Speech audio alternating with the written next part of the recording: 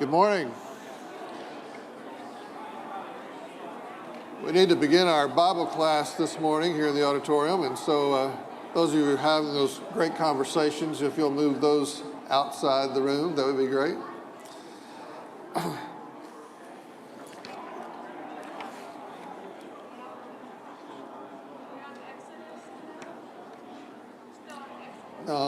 Numbers.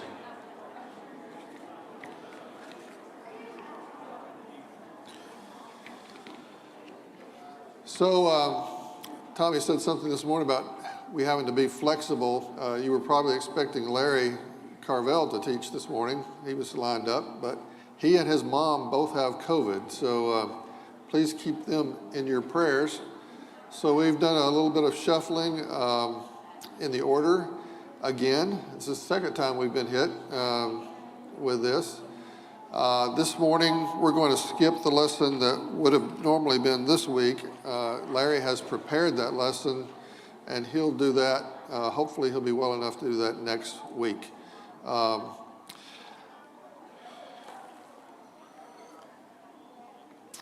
So we've been studying this from captivity to the wilderness, and we've been studying the book of Exodus, but we're going beyond Exodus because this trip from the captivity to the wilderness extends beyond Exodus. And this morning, we'll be looking at Numbers, and I'll give you those scriptures in just a second. Just kind of recap where we've been. We talked about the first week, the burning bush, and how the Lord spoke to Moses and revealed his name, Yahweh, I am. The second week, we talked about how God showed his power, the plagues and the other things that God had did that demonstrated his immense power. The following week, we talked about how God provided for his people. When they needed something to eat, he gave them manna and quail. When they needed water, he gave them water from a rock. So God provided for his people. The following week, we talked about how God saves his people. And this was the one about where the Israelites crossed the sea, where the waters were parted for them, and they came across on dry land, and their enemies were defeated. The Egyptian army was destroyed by the waters as they came back. Then we talked about the giving of the Ten Commandments there at Mount Sinai. And then the following week, we saw how they broke those commandments almost immediately, the first two, as they created the golden calf and worshiped it instead of the one true God. And then, remember, talked about the tabernacle, and we saw a little video of reproduction of what the tabernacle might have looked like, and how that was the place of meeting where God's presence was. And today, we're going to talk about a rebellious people, something that describes the Israelites probably very well over the time that they spent in the wilderness. The outline will be, here's those scriptures I told you about. Numbers 13, a rebellion occurs when God's promises are not trusted. Then in chapter 14, rebellion occurs when God's plans are ignored. And finally, in Numbers later on in chapter 14, rebellion occurs when God's authority is rejected. So let's get right into the text. This is in Numbers 13, 1 through 3, and then verses 27 through 33. The Lord to spy out the land of Canaan, which I am giving to the people of Israel. From each tribe of their fathers you shall send a man, every one a chief among them. So Moses sent them from the wilderness of Paran, according to the command of the Lord, all of them men who were heads of the people of Israel. And they told him, we came to the land to which you sent us. It flows with milk and honey, and this is its fruit. However, the people who dwell in the land are strong, and the cities are fortified and very large.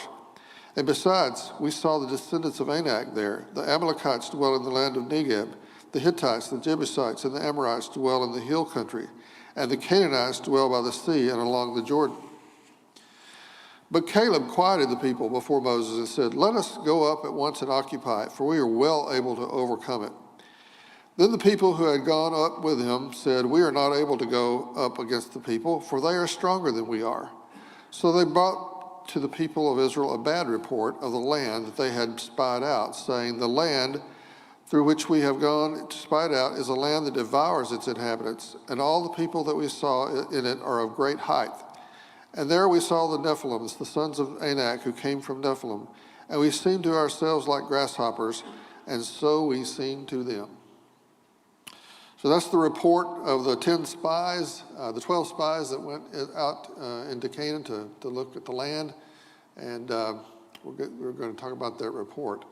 This is an artist's depiction of the 10 spies, the 12 spies coming back with some of the produce from the land of Canaan. There you see a big cluster of grapes. I've seen artists draw that a lot bigger than that. Who knows how big it was, but it's big enough that they needed to carry it on a rod over their shoulders. So it was just an example of how the land was fruitful and was a land flowing with milk and honey as God had described.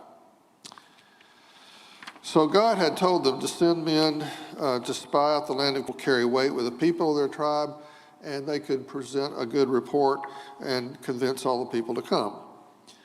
But the report from 10 was, first of all, that it was just as the Lord had said, just as he described. It was a land flowing with milk and honey. But their report had a but to it. But they are bigger and stronger than us. I will come back to that. Caleb tried to remind them that we are well able to overcome it. And the big difference between the 10 spies and Caleb and ultimately Joshua was that the us of the 10 tribes, when they said they're bigger and stronger than us, didn't include God. But when Caleb says we are well able to overcome it, he's in Gideon, how he kept getting the armies smaller and smaller so that it would be easy to say it was God that did this, because it couldn't have been done by 300 men. Same here, the Israelites were prophets. They said, "We seem to ourselves like grasshoppers, and so we seem to them." Again, not including God in that picture at all. Yeah, maybe they were shorter. They were looking at the negative, though, weren't they? They were looking at all the negatives without considering the main positive thing that they had. Questions sometimes about ourselves in this world. Do we see ourselves as too small, not able to accomplish what God wants us to accomplish? Or do we consider that God is with us? And that makes all the difference. I think sometimes we fail to see that. Do we have enough confidence in our God? They didn't. These 10 spies didn't have enough confidence in their God, even though all the things they had seen. We're going to talk about the things they had seen up until this point. They still didn't have confidence in their God. The 10 spies, God's promise. Because God promised he would give that land to them and give them victory. But it was a matter of faith that God will do what he promises. And again, that's for us today as much as it is for them. How is our faith in God's promises? God's made a lot of promises to us. And how much faith do we have in him that he's going to help us achieve those things? I think sometimes we're scared of the unknown or the challenging. Majority in this case, 10 out of the 12 spoke badly. The majority is not always right. In this case, they were wrong, and you'll see how God definitely thought they were wrong in their response. Are we scared sometimes and not, do we follow the majority even though it's wrong, or do we follow what's right? Do we listen to the naysayers? So we had some naysayers here, 10 naysayers out of this group of 12. They said, we can't do it, we're too small, we can't accomplish it. Sometimes I think we do the same thing. We listen to the naysayers. Sometimes they're in the minority, sometimes they're in the majority, but we listen to them when we should listen to our faith in God. Keep coming back to this map just because I think it kind of gets a perspective of where things are. You know, when we started back in the first couple of weeks, we talked about how God didn't want them to go this direction to Canaan, which was the shortest way. He told them to go this way. And he said there were Philistines and there would be war here possibly, and that maybe the people of Israel would shrink from that and wouldn't turn back. And so he said, I don't want you to go that way, I want you to go this way. So he goes this really long route, but along this route, they saw a lot of really unusual things, didn't they? They saw the crossing of the Red Sea. They saw manna from heaven. They saw water from rock. They saw God's presence in the cloud and in the pillar of fire every day and night. They saw a lot of things between here and getting up to here where the 10 spies were sent out. And you would think maybe through all of that, their faith would have matured. They had seen the presence of God. They had seen what he could do.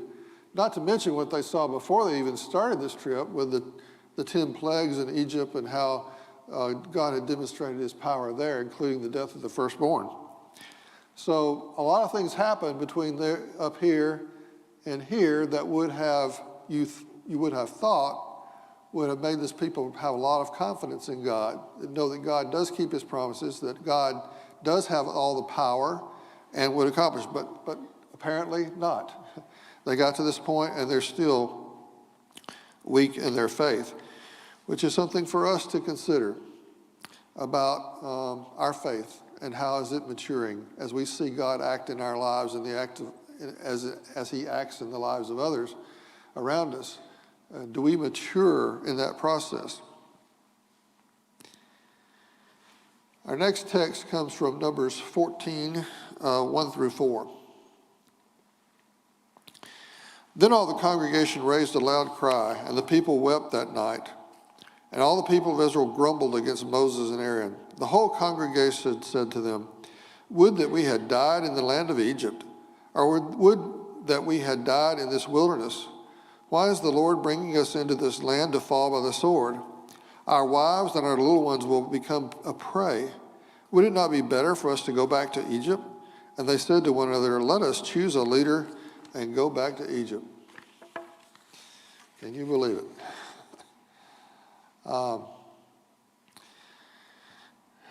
The pessimistic report from the 10 spies, carried a lot more weight than Caleb's encouragement. It carried more weight than the promises of God. It carried more weight than Moses, even though Moses had led them and had been faithful and through him had demonstrated his power. These 10 spies, their pessimistic report carried more weight than all of those. They felt they were better off in slavery or dying in the wilderness. You wonder how soon they would forget. Remember how they were pleading for God to come rescue them from Egypt when they were in slavery? How that the burdens of the Egyptians were so great on them, how they treated them harshly, and they really needed to get out from under that. Now they're saying, well, we knew what our future was. We were going to be in slavery forever, but we knew what it was. We didn't have this unknown in front of us. They had been under before. They didn't trust their godly leaders. So God, Moses, Aaron, Caleb, Joshua, these were people that had their best interest at heart. They were their leaders, but they didn't listen to them. They listened to these naysayers that came back.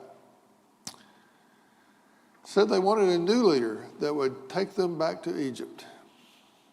And I don't know who they were going to get that would have God's power behind them, not like Moses did.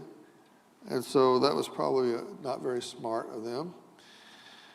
And the question for us, do we sometimes trust people who say what we want to hear rather than those who we know are godly and want the best for us?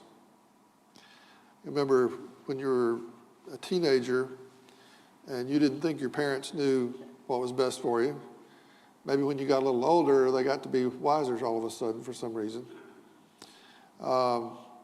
Sometimes we don't listen to the people who have our best interest in heart, do we? And I think we need to be remembering that even today. Look to godly men, get to those who really want the best for us.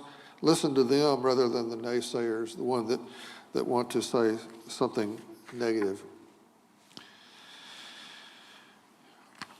Our last text comes from Numbers 14, before all the assembly of the congregation of the people of Israel.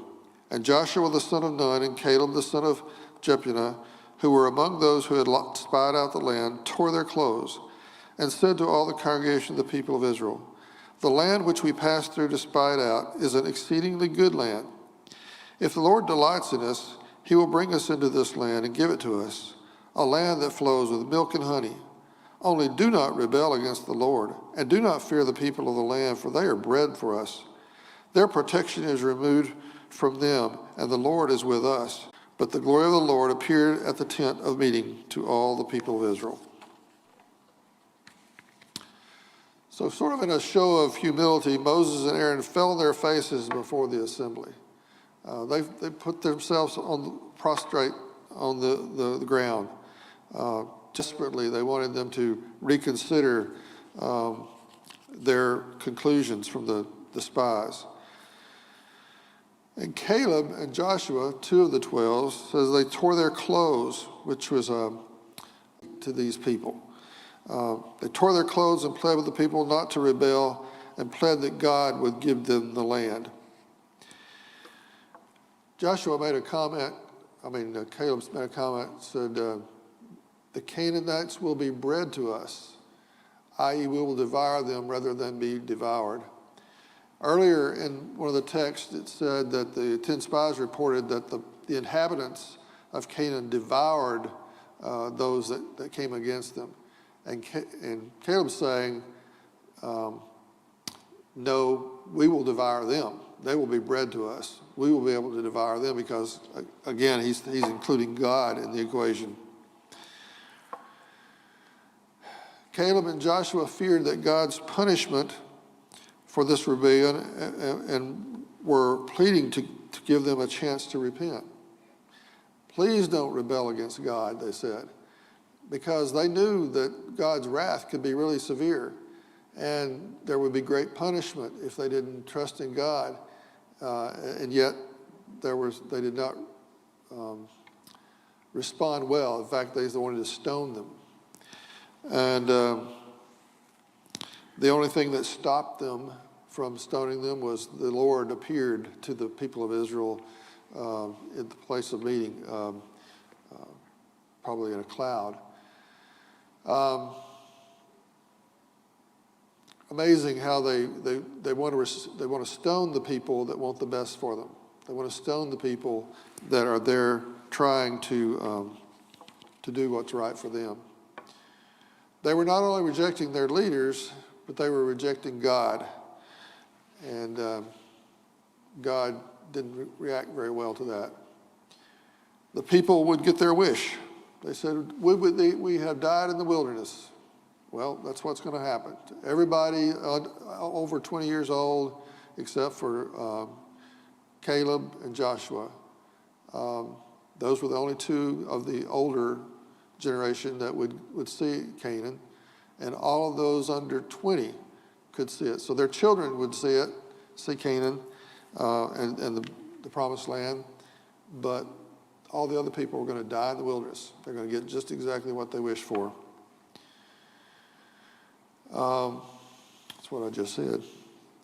Those under 20 would enter the promised land. God, and I sometimes overlooked this when I read this, but God struck down the 10 spies that gave the bad report with a plague, and they died right there and then. They didn't have to wait the 40 years of wandering in the wilderness to die, but they were struck down immediately. So what a price did they pay for a lack of faith in God's promises? Huge price. God God's promises, God's power demonstrated to them. They get to the Canaan land that was promised to them. Yes, it's just like God promised. It's a land full of milk and honey, flowing with milk and honey. And no, but we're not going to take it. We're too big, too small. We can't do it.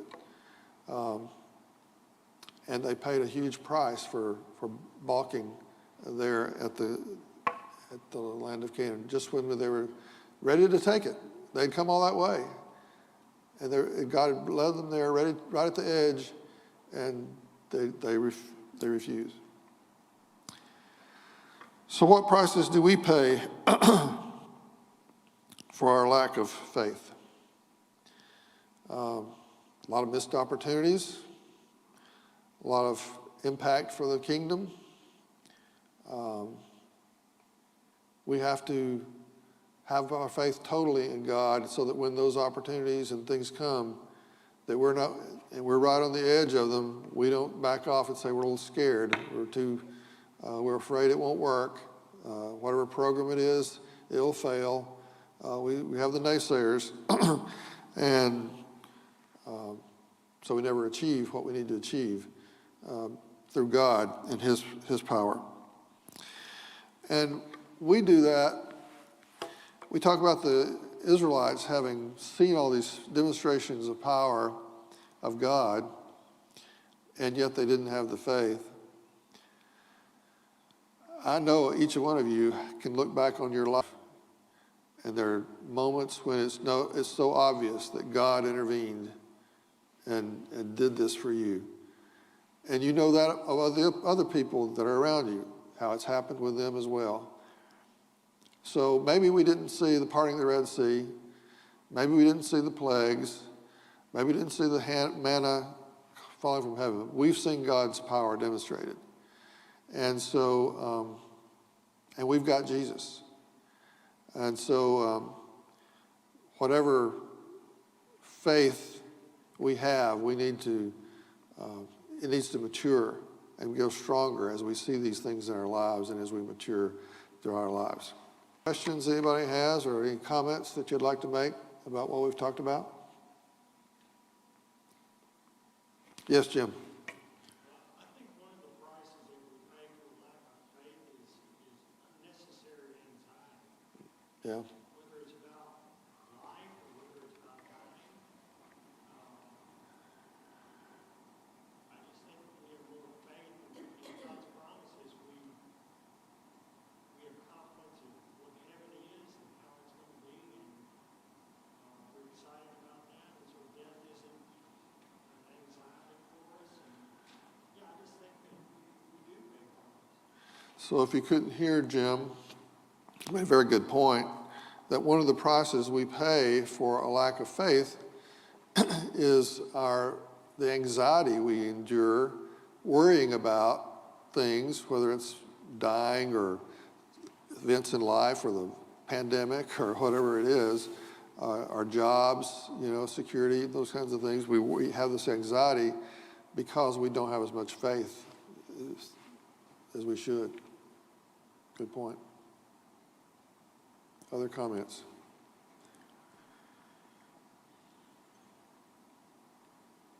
Okay. Well, thank you for your attention, and hopefully Larry will be back well next week to present his lesson. Thanks.